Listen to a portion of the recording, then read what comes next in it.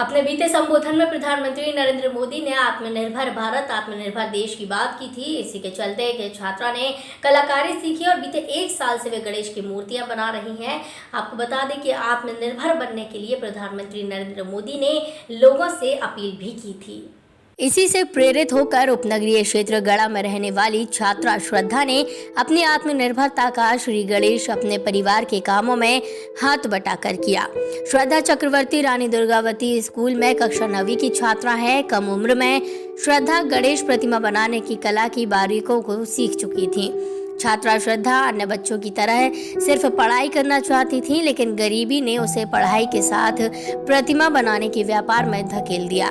मजबूरी ही सही, पर श्रद्धा पूरी ईमानदारी से गणेश प्रतिमाओं को बना रही है। छात्रा श्रद्धा चक्रवर्ती और उसकी मां मीना चक्रवर्ती का कहना है कि कोरोना संक्रमण की वजह से प्रशासन ने बड़ी प्रतिमाओं के स्थापित होने पर रोक लगा दी। इससे बड़ा नुकसान हुआ। छात्रा श्रद्धा अपने परिवार के साथ मिलकर 1 साल से गणेश प्रतिमाएं तैयार कर रही हैं, लेकिन अचानक से प्रतिबंध लगाए जाने से बड़ा घाटा हुआ।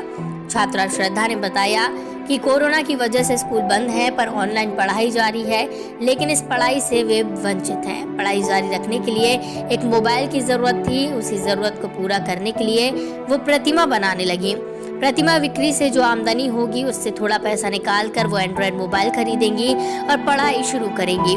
श्रद्धा का कहना है कि उनके परिवार की आर्थिक स्थिति ठीक नहीं है। पूरा परिवार प्रतिमा बनाने के व्यापार से जुड़ा हुआ है। इसी के दम पर साल भर का खर्च चलता है, लेकिन इस बार बड़ी प्रतिमाओं पर रोक लगने से बड़ी परेशानियों का सामना करना पड़ेगा। काफी वर्षों से हम लोग ये काम कर रहे हैं। ये कोरोना काल चल रहा है, हम लोग का धन यही काम हैगा।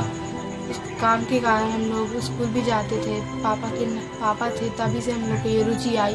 पापा के ना होने के कारण हम लोग ये काम भी करते थे, काम ही कर रहे हैं हम लोग का। पढ़ाई की बात की जाए, किस तरीके से अभी आप पढ़ाई कर पा रहे हैं? हम 9th क्लास पढ़ रहे हैं। हम लोग की पढ़ाई चल रही थी, लेकिन पढ़ाई 9th की, लेकिन कोरोना काल के कारण ऑनलाइन पढ़ाई हो रही है। लेकिन पढ़ाई में हमारे पास कुछ साधन ही नहीं है, तो हम पढ़ाई नहीं कर पा रहे हैं इस पर। तो हमने सोचा जैसे कभी मम्मी की तरह हाथ बटाते थे मम्मी के साथ, वैसे की तरह अभी भी हाथ बटाए मम्मी के साथ, तो बटाते थे। अब ये कोरोना काल में हम लोग कुछ नहीं कर पा रहे हैं, क्योंकि ना हम लोग के घर है, ना कुछ घर मकान सब टूट चुके हैं। हम लोग कहीं की रहने की व्यवस्था नहीं है, ना कुछ। तो हम लोग क्या करें? हम लोग को कुछ वो नहीं है। घर वालों सबसे बिछड़ चुके हैं हम लोग। क्योंकि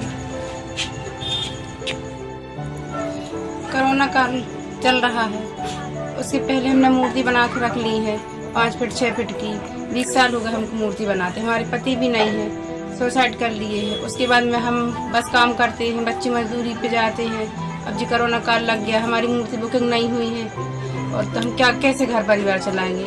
न हमारे यहाँ पढ़ने की सुविधा है बच्ची को, न कुछ की सुविधा है। ऑनलाइन पढ़ाई हो रही है, हम कैसे घर परिवार चलाएंगे? उसके बाद भी मकान टूट गया है, रहने की व्यवस्था नहीं है। हमारे घर परिवार ही पूरे बगड़ गए हैं। यहाँ वहाँ हम अकेले रह रहे हैं, हमारा कोई वो नहीं है सहारा किसी का। हम अकेले दम से घर चलाए, अब कैसे घर परिवार चलाएंगे? 4 बच्चे हैं।